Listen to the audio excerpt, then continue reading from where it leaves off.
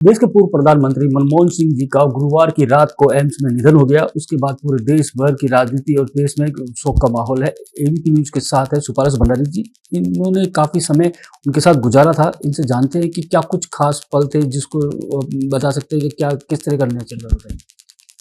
मेरा सौभाग्य रहा कि मैं मनमोहन सिंह साहब जैसी शख्सियत से मुझे 2-4 बार मर्तबा मिलने का मौका लगा और मुझे उनका आशीर्वाद प्राप्त हुआ। मैं आज उनके स्वर्गवास पधारने पर संवेदनाएं प्रकट करता हूं दिल से, और हम सब शोक संतप्त परिवार को अपनी ओर से श्रद्धांजलि अर्पित करते हैं मनमोहन सिंह साहब को, और परिवार के प्रति अपनी संवेदनाएं प्रकट करते हैं कि उनको ईश्वर ये दुख की घड़ी में ये जो विपदा आई है उसको सहन करने की शक्ति दे।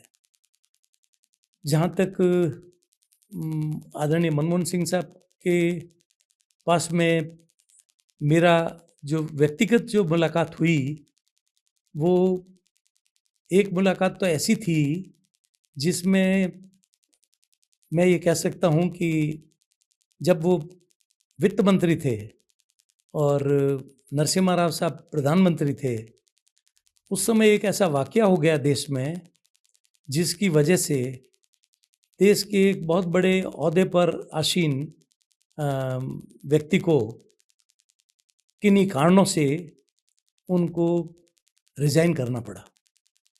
जब उन्होंने रेजिग्नेशन दिया तो चूंकि मैं उनको बहुत अच्छी करीबी से जानता था, तो जब मेरी उनसे बात हुई तो उन्होंने जब मैंने उनको उसी रूप में एड्रेस किया तो उन्होंने कहा no I am no more on that position now. तो कहने लगे, मैंने कहा क्या हुआ सर? कहने लगे नहीं, कुछ ऐसे कारण हो गए जिससे मुझे कोई आदेश के तहत मुझे रेजिग्नेशन देना पड़ा है। तो मैंने कहा साहब ये तो ठीक नहीं है, और फिर मैंने उस मुद्दे को ठीक नहीं समझा और उनको संबल बंधाया, और मैंने सिर्फ इस बात के लिए कि मनमोहन सिंह साहब ऐसी शख्सियत है कि अगर उन तक बात पहुंच गई कि किसी के साथ जाती हुई है तो वो ज़रूर सुनेंगे, ये मेरे मन में एक दृढ़ विश्वास था। तो मैंने उनको दिल्ली बुलाया। दिल्ली बुला करके मुझे ये पता था कि हमारे प्रिय नेता अशोक गहलोत साहब के उनसे बहुत मधुर संबंध थे और वो अशोक गहलोत साहब का बहुत आदर करते थे। इसलिए मैंने ये बात अशोक गहलोत साहब के सामने रखी कि बिना किसी गलती के किसी को अगर अपनी हाईएस्ट पोजीशन से रेजिग्नेशन देना पड़े ओवरनाइट, और एक ऐसे ईमानदार व्यक्तित्व को देना पड़े जिसके बारे में मैं अच्छी तरह से जानता हूँ, तो मुझे बहुत ठेस पहुँची है इससे। तो उन्होंने कहा नहीं, मैं बात करूँगा, और फिर उन्होंने बात की मनमोहन सिंह साहब से। उसके बाद हम दोनों को मिलने भेजा। हम जब मिल कर के हमने अपनी बात रखी उनके सामने कि ये होने लायक काम नहीं था और अच्छा हुआ हमने नहीं किया, पर इसके लिए अगर एक कुर्बानी है तो हो जाती है, कभी कभी देनी पड़ती है। तो मनमोहन सिंह साहब ने वो बात सुनी, और सुन कर के उन्होंने दूसरे दिन, जिसका रेजिग्नेशन एक्सेप्ट हुए 1 महीना हो गया था, 1 महीना तक वो पोस्ट वेकेंट रही, और उसके बाद वापस उनको रीइंस्टेंट किया उसी पोजीशन पे। ये उनके सादगी की और उनके ईमानदार व्यक्तियों के प्रति उनकी जो भावनाएं हैं, वो खुद स्वयं ईमानदार हैं, इसमें कोई शक ही नहीं। दुनिया जानती थी, दुनिया सर्टिफाई करती है। बहुत कम शख्सियत होती है जिनको दुनिया सर्टिफाई करती है कि ये व्यक्ति ईमानदार है। उनमें से मनमोहन सिंह साहब एक बिरले व्यक्ति थे। उन्होंने दूसरों को भी बढ़ने के लिए कि ईमानदारी से कोई लोग आगे बढ़े, तो उसके लिए जो सपोर्ट किया वो मैं जीवन भर नहीं भूल सकता। जिस तरह से सर एग्रीकल्चर मिनिस्ट्री भी रही है, एग्रीकल्चर को लेकर भी कई कुछ नवाचार भी किया था उन्होंने। ऐसा हुआ कि जब वो अपने पार्लियामेंट की एक एग्रीकल्चर कमेटी है, और वो सबसे पावरफुल कमेटी होती है, फाइनेंस कमेटी और एग्रीकल्चर कमेटी जो है पार्लियामेंट मेंबर्स की। तो उसमें सारे जो मेंबर्स होते हैं वो देश के बहुत बड़े बड़े स्टॉलवर्ड्स होते हैं। हर स्टेट के जो किसान नेता होगा या स्टॉलवर्ड लीडर होगा, वो उसके मेंबर होते हैं। तो मेरा सौभाग्य हुआ कि मैं 2003 में मुझे अटल बिहारी वाजपेयी साहब की सरकार में, जब जसवंत सिंह साहब फाइनेंस मिनिस्टर थे, तब मेरा चांस लगा था, और इंटरव्यू से सिलेक्शन के बाद में तो मुझे एग्रीकल्चर इंश्योरेंस कंपनी का फॉर्मेशन किया मेरे लिए, और उन्होंने फॉर्मेशन करके मुझे पहला चेयरमैन कम मैनेजिंग डायरेक्टर नियुक्त किया उस पर। तो जब वो नियुक्ति मिल गई मुझे, तो उस कंपनी को मैंने एस्टेब्लिश किया मैंने। तब उसके बाद में एक दिन मेरा प्रेजेंटेशन पार्लियामेंट्री कमेटी के सामने हुआ एग्रीकल्चर की। उसमें मनमोहन सिंह साहब भी एक मेंबर थे। तो वो जब मैंने अपना प्रेजेंटेशन दिया, तो मैंने बहुत सादगी से और प्रेजेंटेशन दे करके मैंने सबके सामने हाथ जोड़ करके कहा कि मेरा ये पहला मौका है कि जब मैं देश के कृषि के संबंध में मैं कोई बात अपनी रख रहा हूँ, और वो भी ऐसे लोगों के सामने रख रहा हूँ जो अपने आप में तो सब एक एक धुरंधर हैं। इसलिए अगर मेरी कोई छोटी गलती हो तो उसके लिए मुझे माफ़ करें। और मैंने उनसे ये कहा कि मेरी इच्छा है हार्दिक कि हम चाहे 2 महीना और लगा लें, मेरी इच्छा है कि मैं एक ऐसी स्कीम बनाऊं जिसमें बिचौलिया ख़त्म हो जाए। क्योंकि अगर जो देश में जो हालात है करप्शन का, उसमें अगर इस सेक्टर के अंदर फसल बीमा में अगर करप्शन आ गया, जिसके बहुत गुंजाइश है और बहुत बहुत ज़्यादा चांसेस हैं पूरे इसके, अगर उससे उसको एलिमिनेट करके उसको अलग नहीं रखा गया तो इसका कोई एंड नहीं है। और ये एक ऐसी स्कीम होगी जिसे भारत सरकार चाहे तो बंद भी नहीं कर सकती चालू करने के बाद। इसलिए सर मेरा ये मानना है कि मैं ऐसी स्कीम, तो फिर उन्होंने मुझसे शॉर्ट में उस स्कीम के बारे में पूछा। मैंने अपनी स्कीम के बारे में बता दिया कि मैं कैसे बिचौलियों को दूर करूँगा। उसके बाद में इंटरवल हो गया। इंटरवल हुआ तो मैं गैलरी में बाहर आया तो मनमोहन सिंह साहब भी आ रहे थे।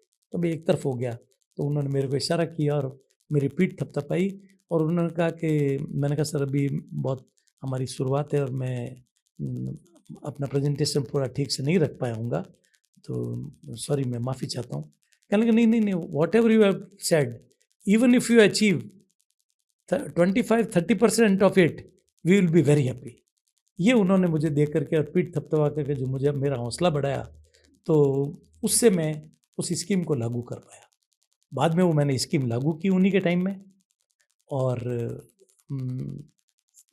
आपके माध्यम से किसानों को और लोगों को मालूम पड़ेगा तो वो खुश होंगे इस बात से कि जो पहला भुगतान हुआ उसका उस कंपनी के द्वारा, वो 713 करोड़ रुपए का था, जिसमें 22,000 किसानों के मुआवजे के चेक बने हुए थे। 22,000 वो थे गुजरात गवर्नमेंट के। नरेंद्र मोदी साहब हमारे आदरणीय प्रधानमंत्री जी उस समय मुख्यमंत्री थे, तो मैंने वो चेक उनको भेज दिए। उस समय इलेक्ट्रॉनिक ट्रांसफ़र नहीं होती थी, तो ट्रांसफ़र जो है वो चेक के द्वारा होता था, पर सीधा भुगतान था, बिचौलिए ख़त्म कर दिए। जिसको क्लेम जा रहा है उसको कहीं फॉर्म नहीं भरना, दस्तखत नहीं करना, अटेस्टेशन नहीं, फ़ोटो नहीं, कुछ नहीं लगाना और किसी से नहीं मिलना, और उसका भुगतान उसके खाते में सीधा जा रहा है। ये स्कीम बनाई थी और वो भेजे थे मेरा चेक वहाँ पे। तो जब वो पता लगा तो मनमोहन सिंह साहब को भी पता लगा, तो फिर मुझे दोबारा बुलाया और मुझे कहा कि सुपारा जी 70 के बाद में फसल बीमा पे कभी कोई मतलब कोई किसी ने रिसर्च नहीं की है, इसको आगे बढ़ाया जाना चाहिए। तो उन्होंने 2-3 नाम मुझे बताए थे, हनुमंतैया और स्वामीनाथन, और जो ये बड़े बड़े स्टॉलवर्ड नाम थे वो उन्होंने मुझे बताए। कुछ मैंने अपने ब्रदर से लिए, वो भी नाबार्ड के एमडी रिटायर हुए, तो उन्होंने बताया। तो मैंने 3-4 लोगों से संपर्क किया और करके मैंने मनमोहन सिंह साहब को ये एश्योरेंस दिया कि आपने जो मुझे इशारा किया है मैं उस पर काम करके आपको दूंगा, और जो स्कीम मैंने लागू की है उसकी स्टडी में आंध्र प्रदेश से लगा कर जैसलमेर तक करूंगा, और किसानों की जो तकलीफ़ होगी उस तकलीफ़ को छांट करके देख करके कि जो लॉस होता है किस कारण से होता है, वो लॉस अगर इस पॉलिसी के तहत कवर है तो वो मैं उसको कवर कर दूंगा, और जो नहीं है कवर उस पर एक राइटअप दूंगा। तो बहुत खुश हुए।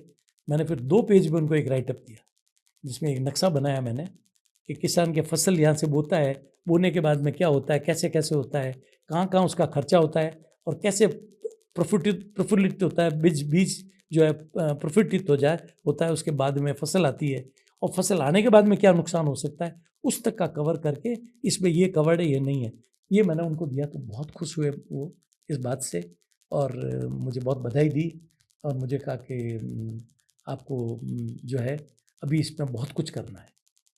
तो ये एक मेरा उनके साथ में जो व्यक्तिगत जो संबंध उस समय काम आया बना, वो मुझे आज याद है और आज मेरा दिल रो रहा है कि एक ऐसे व्यक्तित्व को हमने खो दिया है। कोई बात नहीं, दुनिया में जो आते हैं वो सबको जाना होता है। ऐसे व्यक्तित्व जो आने वाले सालों के लिए, अगली पीढ़ी के लिए, पीढ़ियों तक अपनी छाप छोड़ जाते हैं, उनमें से मनमोहन सिंह साहब थे। और मैंने मेरी व्यक्तिगत मीटिंग के अंदर मैंने ये पाया कि जो सरलता उनमें थी वो शायद लाल बहादुर शास्त्री साहब का नाम सुनते हैं उनके बाद में मुझे उसी व्यक्तित्व में देखने को मिली। इसलिए मैं उस अंतरात्मा को प्रणाम करता हूँ और नमन करता हूँ। और वो जहाँ कहीं भी ईश्वरीय रूप में जहाँ कहीं हैं, ईश्वर उन्हें अपने चरणों में स्थान दे और उनके परिवार को ये दुख सहन करने की शक्ति दे। एबीपी न्यूज़ से बातचीत करने के लिए धन्यवाद। जोधपुर से Karanpuri. For exclusive and insightful videos, subscribe to our new channel ABP Live Premium.